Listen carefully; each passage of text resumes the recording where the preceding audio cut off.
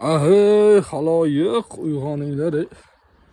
Xastaronda kaloslar narx tushib ketdi, вообще. Kaloslarimiz mana balandligi 60, diametri 90, qalinligi 7-8 sm. Sifatiga garantiya. Hamma oshxonalar uchun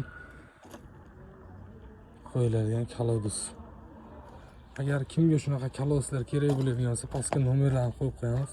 Bemalol aloqaga chiqasizlar. O'zimiz olib borib, kavlab, o'rnatib beramiz. Yo'q, bu menga kichkina deb aytadiganlar uchun bu tarafda katta razmerdagilari ham bor.